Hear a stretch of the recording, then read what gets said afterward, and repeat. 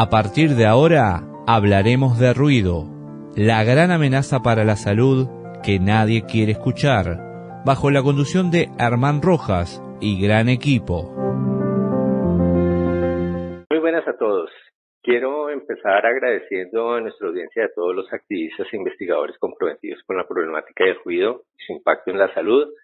La labor de ustedes es fundamental para concientizar a la sociedad sobre este importante tema que nos afecta a todos. Es un honor tener con nosotros al doctor Diego Rosselli. Él es neurólogo, investigador del Departamento de Epidemiología Clínica y Bioestadística de la Pontificia Universidad Javeriana de Bogotá, en Colombia. Él ha escrito editoriales en revistas de divulgación científica, ha consultado la literatura y ha participado en diferentes espacios y medios de comunicación relacionados con el tema. Bienvenido, doctor Rosselli, y gracias por estar aquí. No, pues muchas gracias por la invitación y por ayudar en esta campaña de promover el silencio de alguna manera. Muchas gracias, doctor. El gusto es nuestro también de tenerlo en la emisora. Doctor Rosselli, para empezar, ¿podría explicarnos brevemente qué fue lo que lo llevó a profundizar y analizar los efectos del ruido en la salud y cuál fue su motivación detrás de este interés?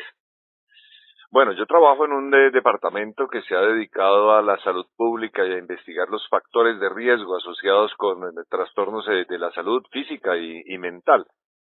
Fui muy activo, por ejemplo, en temas relacionados con el cigarrillo y la promoción de la ley marco de lucha contra el tabaco en Colombia, inclusive en otros países, y pues con ese interés y básicamente al ver el fenómeno epidémico, porque es a nivel mundial que el ruido, particularmente en entornos urbanos, pero inclusive en pequeñas poblaciones y en áreas rurales, se está volviendo un problema serio. Por eso nos dedicamos con mi grupo de trabajo a la metodología en la cual somos más fuertes, que es las revisiones sistemáticas de la literatura, para hacer un sondeo o un paneo, un escaneo, como decimos también, de cuáles son los temas que se están tocando asociados con la salud y con la frecuencia de ruidos.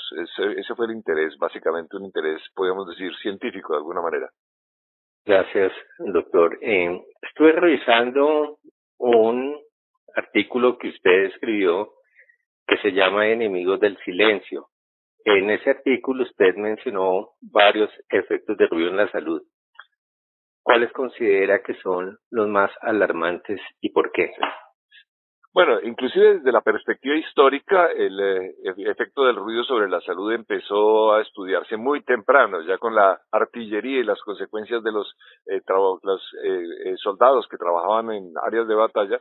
Entonces fue primero los efectos sobre la audición.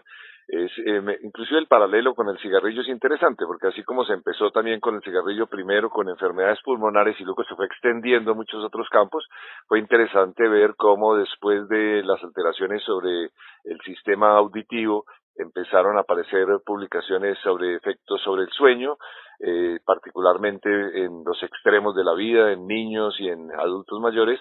Luego se empezó a investigar la asociación con ruidos, digamos, de origen industrial, la medicina laboral y medicina del trabajo empezó a analizar también desde muy temprano, hace más de 100 años, ya había muchos artículos sobre los trabajadores en fábricas ruidosas o en entornos en donde el ruido es un problema. Más adelante los aeropuertos, por ejemplo, han sido también, la industria aeronáutica ha colaborado mucho con eso. El trastorno inicialmente, como dije, sobre el sistema auditivo, pero luego se vio que compromete mucho más, ya por mecanismos que se fueron investigando, genera un estrés sobre el sistema endocrino, sobre las hormonas, la producción de hormonas, y además de los trastornos del sueño va a ir asociado con fenómenos de reducción de los sistemas inmunológicos, y la propensión a las enfermedades empezó a verse de muchos campos diferentes. En salud física, trastornos en la presión arterial, por ejemplo, aumento de la prevalencia de enfermedades cardiovasculares, de enfermedades cerebrovasculares también.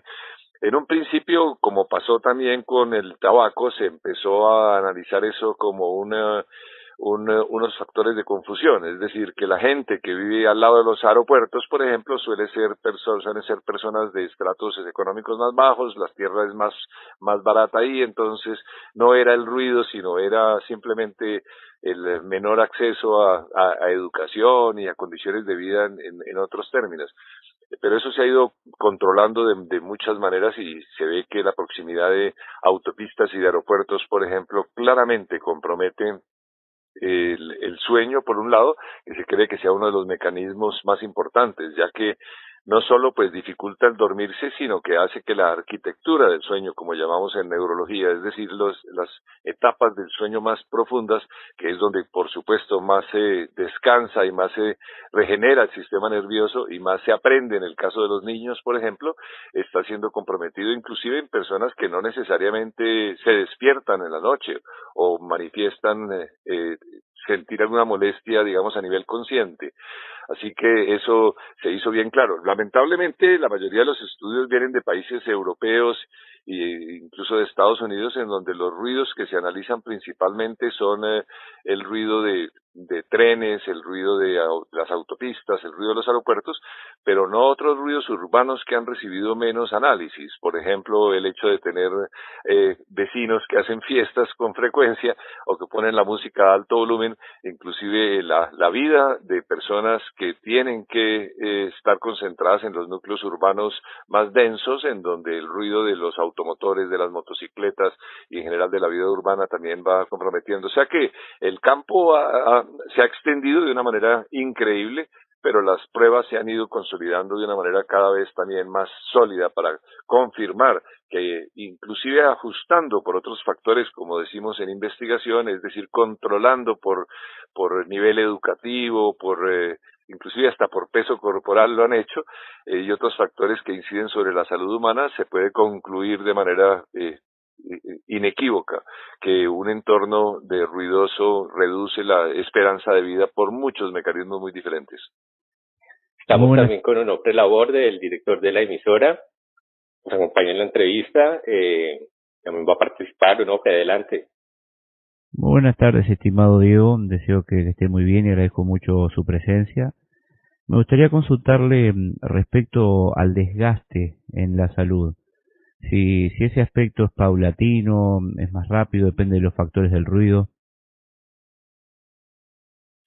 Sí, no, es indudable, se ha asociado, hay varios factores que inciden ahí, de todas maneras, primero, no es homogéneo, hay personas que son mucho más susceptibles que otras, y eso casi que lo podemos ver en la vida diaria, hay personas que no les importa tanto aparentemente tener un entorno ruidoso, otras que sufren más con ello. Es particularmente grave, los efectos han sido más contundentes en los niños, por ejemplo, en niños pequeños y en niños escolares, en preescolares y en escolares, y también en personas de mayor edad. Es también algo notable que a medida que avanza la edad, la intolerancia al ruido también va aumentando más, y eso es tanto a nivel, digamos, consciente, o sea, que manifiestan la molestia de que les incomoda el ruido, como a nivel no consciente, que es que va actuando sobre los factores cardiovasculares que pueden precipitar enfermedades que son, después de todo, la causa más importante de mortalidad en todos nuestros países, la enfermedad cardiovascular y la enfermedad cerebrovascular, así como el sistema inmunológico, ¿no?, que favorece, pues, si uno se le reducen las defensas, por ponerlo en términos del día a día, va a tener más propensión a todo tipo de enfermedades, empezando por el cáncer, por ejemplo. Y en el caso del cáncer, obviamente que siempre se habla de los distintos tipos de factores, ¿no? Pero ¿hay conciencia de que el ruido está afectando o justo generando ese tipo de enfermedades? Eso es cierto, aunque la investigación sobre cáncer todavía es más inicial, digamos, que sobre enfermedades cardiovasculares. Es evidente que también la hay. Ahí nuevamente lo difícil en epidemiología al determinar factores causales, las redes causales, es si lo hace el ruido de alguna manera endocrina, hormonal, generando un estrés sobre el sistema del cortisol, por ejemplo, o si es a través de fenómenos como el de un mal sueño. Sabemos, y ese es otro campo en el que se ha trabajado mucho, todo el mundo lo debe haber notado, que se habla a los especialistas de sueño sobre la importancia del bien dormir sobre la salud general de los individuos. Y ahí la discusión grande no es si el ruido puede aumentar las enfermedades de origen inmunitario como el cáncer, sino si lo hace de manera directa a través de sistemas hormonales, por ejemplo, y sistemas neurológicos, directamente compromiso de las estructuras cerebrales que participan en el estrés, o si lo hace mediándose a través de comprometer la calidad del sueño. Bueno, Fred, con respecto a esta pregunta en relación al cáncer que acaba de hacer usted, pues yo quisiera mencionar brevemente que, como menciona el doctor Rosselli, pues con respecto al cáncer no es que hayan muchos estudios, sin embargo sí hay unos estudios preliminares que correlacionan las alteraciones del ciclo circadiano y las interrupciones de los ritmos biológicos de melatonina durante la noche, que no solamente promueve el inicio del sueño, sino que también es un antioxidante, pero que también además es un regulador de los receptores y un receptor de estrógenos en el organismo. Entonces, lo que se ha tratado de ver hasta el momento es que posiblemente hay un incremento entre la disrupción de los ciclos biológicos, una reducción en la producción de melatonina nocturna, una reducción de la capacidad antioxidante de la melatonina al haber menos concentración, y posiblemente la aparición de algunos tipos de cáncer que expresan receptores de estrógenos en su superficie. Sin embargo, es un campo que hasta ahora se está debatiendo, y como dice el doctor Rosselli, pues no es un campo del cual se conoce tanto como, por ejemplo, los efectos de ruido en la salud cardiovascular.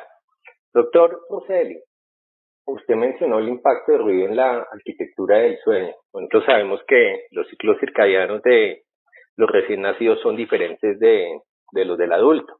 4 meses ya se establece más o menos periodos estables en los cuales entre los 4 y los 6 meses ya un lactante establece unos ritmos biológicos que están más alineados con los ciclos de luz y oscuridad. Alrededor de los 10-12 años ya se establece más o menos el ritmo circadiano, y que la ciencia al parecer ha establecido que esta progresión de los ritmos circadianos y de las etapas de ciclos de sueño y vigilia que ocurren desde una edad muy temprana y que se consolidan posteriormente con el paso del tiempo, influyen en el neurodesarrollo. Y usted ha mencionado el impacto del ruido en la arquitectura del sueño y ha mencionado los dos extremos de la vida, tanto los niños como los ancianos, que es como donde más están las víctimas. ¿Podría hablarnos cómo es que el ruido interfiere con el sueño y qué consecuencias tiene esto para la salud mental de las personas y en esos extremos de la vida?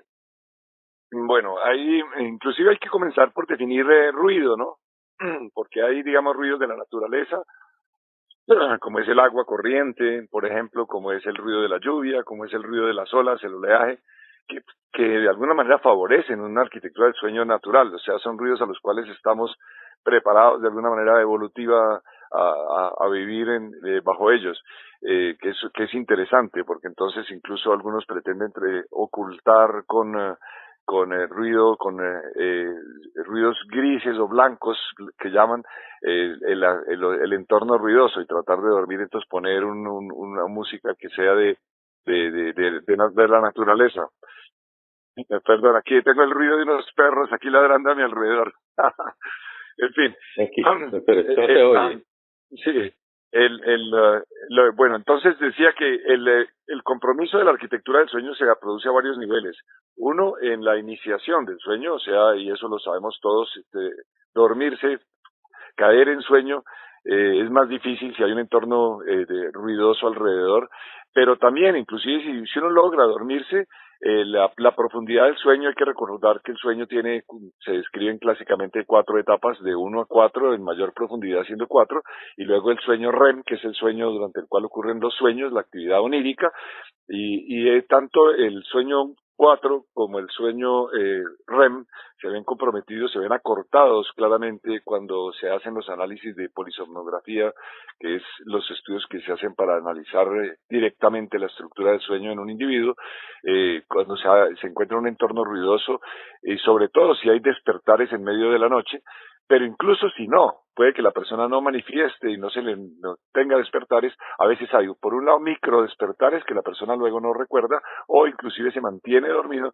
pero la duración de esos ciclos, que son los más importantes en la recuperación somática y mental, son los que más se van a ver afectados por el entorno en donde haya ruido. Doctor, usted acabó de mencionar también sobre los sistemas cardiovasculares. Usted lo mencionó en su artículo Enemigos del Silencio. Y usted acabó de mencionar ahorita los microdespertares. Yo hace algún tiempo revisé un estudio que se hizo en el aeropuerto de Zúrich, en las inmediaciones, que evaluó durante muchos años, si no estoy mal, fue alrededor de unos 15 años. Este estudio lo hizo la Universidad de Mainz, cabeza del doctor Thomas Münzel, hablando del efecto de ruido de los aeropuertos sobre las enfermedades cardiovasculares. Especialmente él estaba preocupado porque muchos de sus pacientes vivían en zonas aledañas a este aeropuerto, y encontró que de 25.000 muertes que ocurrieron en un periodo de aproximadamente unos 13 años, 3.000 muertes, un 3% de la fracción atribuible de las muertes ocurrieron en ese periodo de tiempo. Se pudo identificar la presencia de el despegue o el aterrizaje de un avión 2 horas antes del evento del desenlace. Y lo que él encontró era que muchas veces esos pacientes no lograban tener un despertar consciente, ¿sí? Es decir, la interrupción o el umbral de ruido no era tan alto como para que las personas en ese momento tuvieran un despertar, sino que simplemente sufrieron lo que llamamos un despertar autonómico, y eso fue lo que llevó al desenlace. ¿Usted podría profundizarnos un poquitico más en este tema de los microdespertares, o esos despertares que de pronto pensamos que nos acostumbramos a ruido, nos habituamos, y por más a que estemos habituados psicológicamente, como que la evidencia científica apunta a que pues psicológicamente nos podemos adaptar, pero fisiológicamente no? Es decir, que de todas maneras el sistema cardiovascular afronta los daños de los efectos de ruido independientemente de que ya estemos acostumbrados a escucharlo. Claro, ¿Cómo ocurre esto? Sí, ahí lo que podríamos decir es que antes de que la persona se despierte, en el caso de un aterrizaje de un avión, por ejemplo, ya han ocurrido una serie de fenómenos a un nivel, digamos, podemos decirlo, preconsciente, autonómico, o generado por el sistema límbico y el sistema autónomo, en donde hay modificaciones de la presión arterial, por ejemplo, que serían las más directamente vinculadas con estos desenlaces cardiovasculares que usted ha mencionado.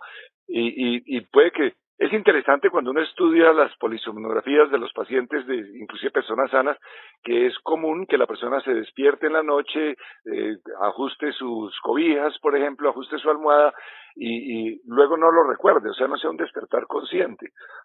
Y esto podría ser lo que está ocurriendo en esos casos, en donde hay mucha activación del cerebro y del sistema cardiovascular antes de que la persona sea consciente de que se despertó. ¿Es a eso a lo que se refiere?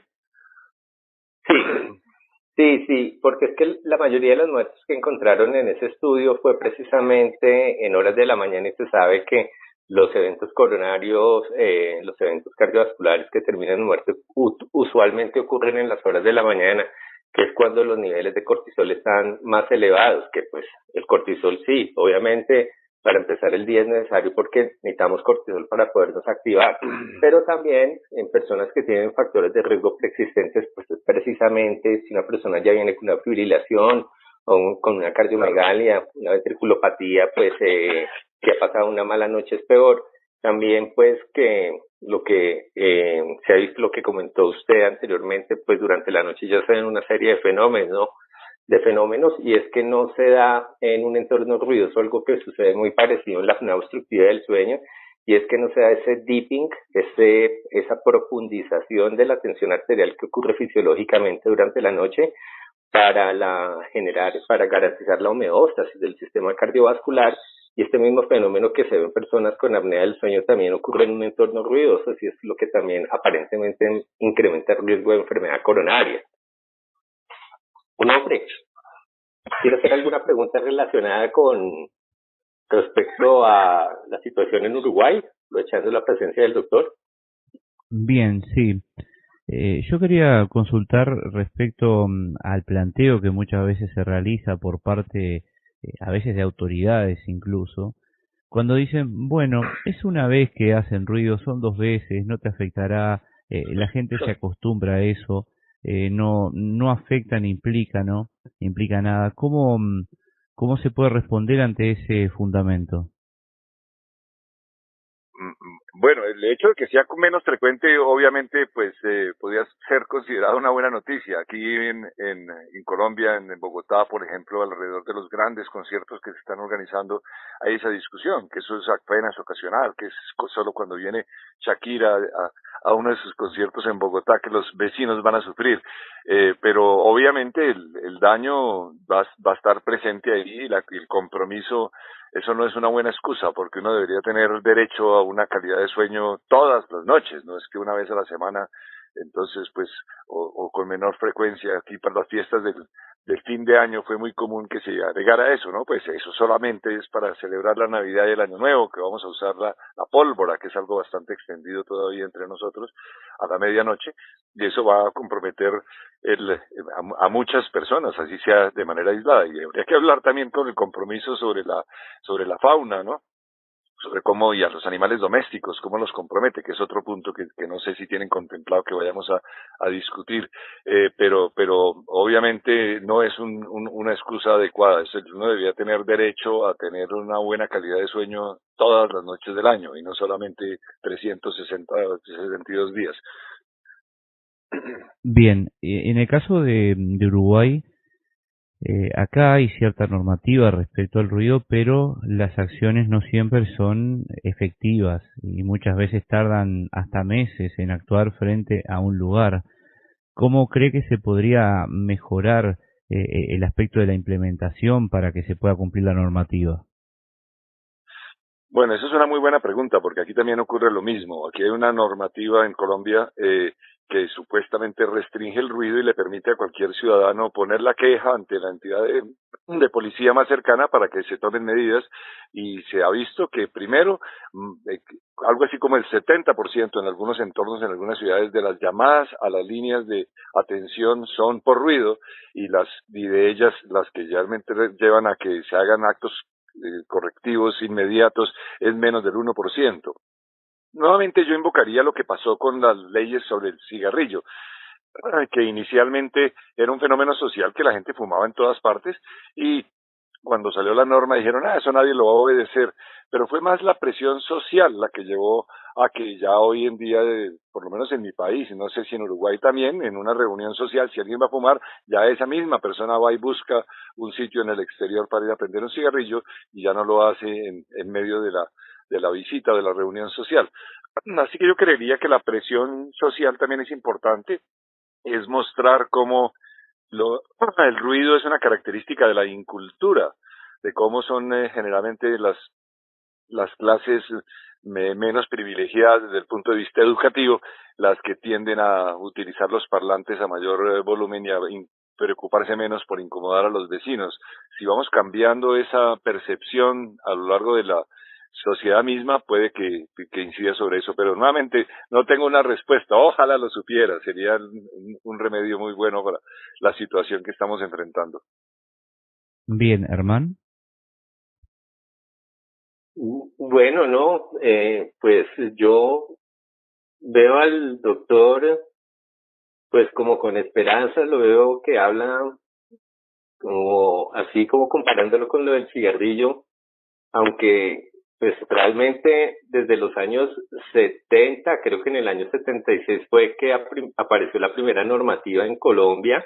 Precisamente fue una norma que tenía que ver con la regulación de cómo debían ser los entornos rurales, los entornos forestales, cómo debía ser el manejo de los recursos ambientales, y ya el ruido se contemplaba como un factor de riesgo. Fíjense que como que Desde los años 70 ya se sabía que el ruido afectaba la salud y han aparecido muchas normas. En Colombia, por ejemplo, la 8321 del año 83 del Ministerio de Salud, que es una resolución, luego la resolución 0627 del año 2006, luego el Código Nacional de Convivencia y Policía, que inclusive ni siquiera contempla que las infracciones que son contra, o sea, las infracciones que cometen los ciudadanos contra la normativa ambiental y sanitaria no son conciliables y sin embargo llevan a una conciliación a la persona que es víctima de la agresión acústica con el agresor acústico, como si se tuviera que pedirle uno permiso si uno tiene una enfermedad coronaria, un problema crónico, conciliar con el que produce ruido en qué momento me deja descansar y no si yo estoy enfermo, si yo tengo derecho a descansar siempre y por lo tanto no es conciliable. O sea, primero el principio de precaución. Llevamos como 40 años en pedagogía, doctor Rosselli, y yo creo que hay que aplicar medidas más fuertes. ¿Qué opina usted sobre eso? Si será que hay un sector de la población que definitivamente solamente entiende a través de la multa y el castigo. Eso es verdad, ¿no? Se ha visto que las medidas coercitivas de alguna manera son las que, en el caso del cigarrillo, por ejemplo, lo que más llevó a la reducción de consumo no fue tanto la regulación de la publicidad ni las campañas de las entidades de salud, de los ministerios, sino que subirles el precio, ponerles más impuestos, por ejemplo, o imponer sanciones también en los sitios, e inclusive a los restaurantes en donde se permitía que la gente fumara, sancionar al restaurante, no solo buscar más difícil al mismo fumador. Eso yo creo que sí es una medida que tiene que terminar funcionando. Y en Colombia, pues hemos visto los cierres de varios establecimientos nocturnos por no cumplir, muy pocos, pero saltan a la prensa cuando ocurren estas acciones de la policía para tratar de controlar el entorno. Yo, pues, obviamente, como educador, siempre pensaría que las medidas, cuando se habla de la zanahoria y el garrote, es preferible dar los incentivos, dar la educación, hacerle notar a la sociedad. Y aquí en la zona donde yo estoy viviendo, en el Valle del Cauca, en Colombia, se ha visto un efecto positivo sobre el ruido, ¿no? Haciendo notar a los vecinos que aquí sigue siendo común que la gente ponga unos parlantes gigantescos por fuera de su casa y haga unas celebraciones que van hasta al día siguiente, y eso, según varios indicadores que han tratado de medirlo, se ha reducido. O sea, yo sí tengo alguna esperanza en que una combinación de las dos cosas sea lo más efectivo. Mostrar que sí hay posibilidades de sancionar y de que sí actúe la policía es esencial, pero por el otro lado también educar a la gente es la clave. Hay que ver cómo, aunque lo critican ya mucho, pero un país como Suiza no tendrá usted nunca un vecino con música bailable toda la noche perturbando a todo el vecindario. Así que eso es parte también del desarrollo social y de la conciencia de qué es vivir en comunidad. Claro, doctor Rosselli. Claro que es que en Suiza a la gente le da miedo tener un perro porque si compra el perro y ladra más de la cuenta le ponen la multa. Que el garrote funciona. Bueno, sí, claro. Doctor Rosselli, ha sido un verdadero placer tenerlo con nosotros, aprender de su experiencia y conocimientos. Tenemos una nueva entrevista con el doctor Diego. Agradecemos su tiempo y la dedicación a esta causa y a nuestra audiencia. Muchas gracias por acompañarnos hoy. Esperamos que esta conversación haya servido y que motive a todos a seguir trabajando por un ambiente más silencioso y saludable. Muchas gracias, doctor. Bueno. Ha finalizado Ruido. Hasta una próxima edición.